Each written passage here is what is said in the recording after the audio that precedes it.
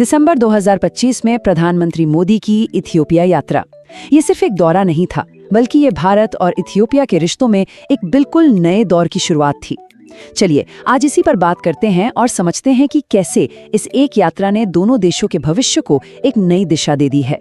तो बात है 16 और 17 दिसंबर की, और ये सिर्फ तारीखें नहीं हैं, ये एक डिप्लोमेटिक विजिट से कहीं ज्यादा है। असल में ये एक बुनियादी बदलाव की नींव है, एक ऐसा बदलाव जो भारत और इथियोपिया के संबंधों को आप कह सकते हैं हमेशा के लिए बदलने वाला है। इस यात्रा का सबसे बड़ा नतीजा था स्ट्रेटेजिक पार्टनरशिप यानी रणनीतिक साझेदारी का ऐलान।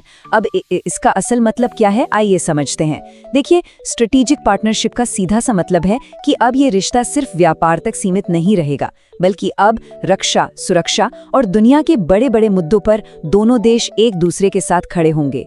ये एक लॉन्ग टर्म कमिटमेंट। तो सवाल ये है कि आखिर ये साझेदारी किन बुनियादों पर टिकी है। इसके लिए एक पूरा ब्लूप्रिंट तैयार किया गया जो 8 मजबूत स्तंभों पर खड़ा है। ये हैं वो 8 बड़े समझौते। जरा इस लिस्ट पर नजर डालिए, इसका दायरा कितना बड़ा है। डिफेंस और डिजिटल फ्यूचर से लेकर शिक्षा और आर्थिक स्थिरता तक, ऐसा कोई जरूरी पहलू नहीं है जिसे छुआ न गया हो। चलिए इसमें से एक को थोड़ा गौर से देखते हैं, डेटा सेंटर। अब ये सिर्फ कोई टेक्निकल अपग्रेड नहीं है। जरा सोचिए, ये इथियोपिया की सरकार के काम करने के तरीके को ही बदल देगा।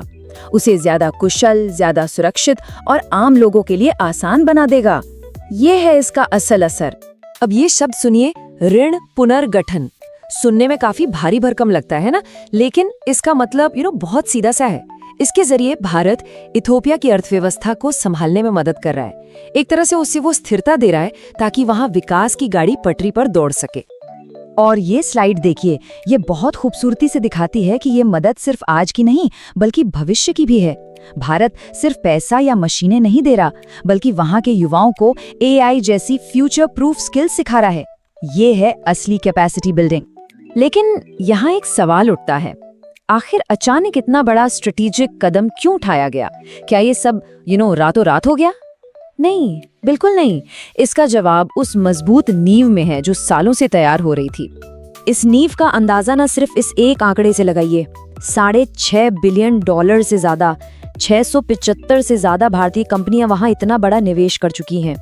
ये सिर्फ एक नंबर नहीं है, ये इथियोपिया में भारत की गहरी आर्थिक जड़ों का सबूत है।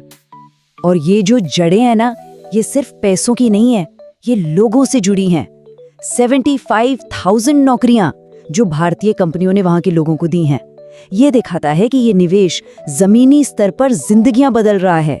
इस साझेदारी की टाइमिंग भी कमाल की है। एक तरफ इथियोपिया ब्रिक्स का हिस्सा बनता है और दूसरी तरफ अफ्रीकन यूनियन G20 में शामिल होता है।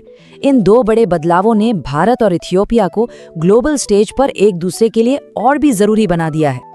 लेकिन ये कहानी सिर्फ आंकड़ों, समझौतों और जियोपॉलिटिक्स की नहीं है। इसके दिल में एक व्यक्तिगत दोस्ती भी है जो इस रिश्ते को वाकई में खास बनाती है। ये एक बहुत ही खास लम्हा था जब इथियोपिया के प्रधानमंत्री अबी अहमद ने खुद प्रधानमंत्री मोदी के लिए गाड़ी चलाई। ये सिर्फ एक तस्वीर नहीं है, ये प्रोटोकॉल से आगे बढ़कर गहरी दोस्ती और आपसी सम्मान का एक बहुत मजबूत संकेत है।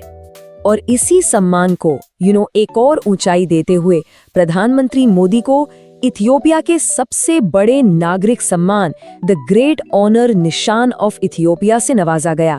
ये दिखाता है कि इथियोपिया इस रिश्ते को कितनी ज्यादा अहमियत देता है। इस पूरे रिश्ते की जो भावना है ना, उसको प्रधानमंत्री मोदी ने इथियोपिया की संसद में कुछ इस तरह से बयां किया। भारत और इथियोपिया सिर्फ 2 देश नहीं हैं, बल्कि 2 प्राचीन सभ्यताएं हैं जो भविष्य के निर्माण के लिए हाथ मिला रही हैं। 2 प्राचीन सभ्यताएं, एक साझा भविष्य। सच कहूं तो यही इस साझेदारी का सार है।